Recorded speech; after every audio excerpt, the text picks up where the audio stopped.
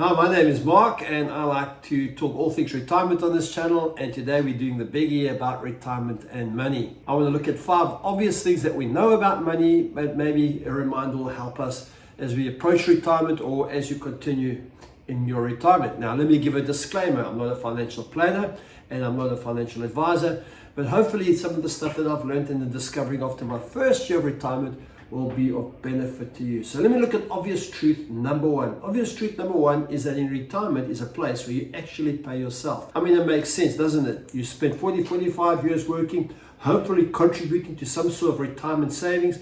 At the end of that period, you're now going to draw on that money that you spent a lifetime saving. And here's the thing about it, is that there's this realization that you can run out of money.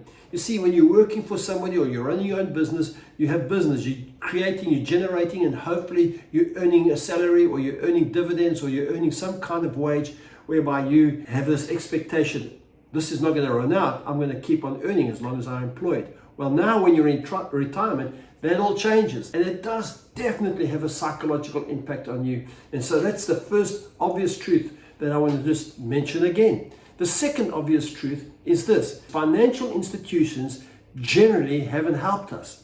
Now, in the place where I live in this country, financial institutions are generally publicly listed companies.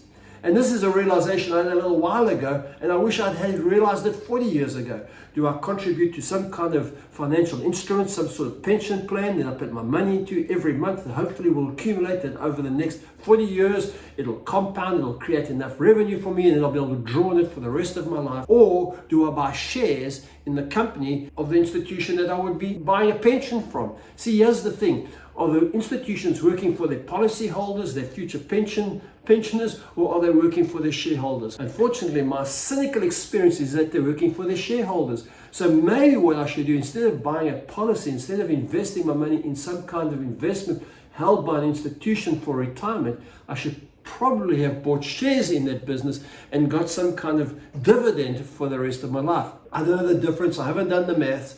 But that's one of the things that I think is worth considering as you are perhaps in retirement or approaching retirement. Point number 3, and point is particularly relevant to me. Most retirees will have to find some other kind of work in their time of retirement. Now, this depends on age and it depends on health. But for me, where I'm in, I retired early enough where I have sufficient health and sufficient opportunity to have some other kind of income streams. Now, for how long, I don't know. But this is what I do know, that I won't be able to survive on the current provisions that I've made for retirement if I live too long. Now, of course, if I die next week, well then good luck to my family. But if I continue to live forever, bad luck for my family, because I could ultimately land up living with them. I don't know all about that, but this is what I do know, is that I actually semi-retired. I know that I have to continue to work, but there is a gift around semi-retirement, and I'll do a whole kind of video around this one day. But the short story of semi-retirement is that you get to control your own deadlines and your own pace of work in many situations. Okay, let me get to the next one. Obvious point number 4 is to go into retirement debt-free. I never realized how liberating this would be. I watched my father go into his retirement debt-free, and my wife and I, we've gone into our semi-retirement debt-free, and it's extremely liberating. And it'll kind of bleed onto my next point.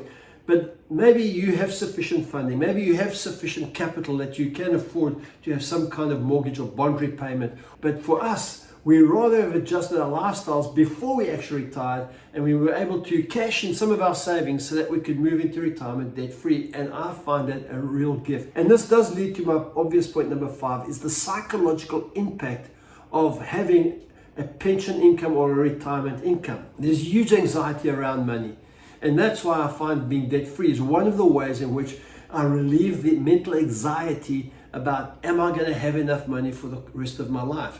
Am I going to be healthy? And all the questions that come into this situation when you reach this retirement age. So these are the things that hopefully you'll find useful and helpful as you kind of go into your retirement or as you are in your retirement, these 5 obvious truths. Please let me know what you think. I'd love it if you'd subscribe to my channel and like this video. If there are any other questions about going into retirement or your experience, I'd love you to write something in the comment section. So cheers, thank you, and God bless you.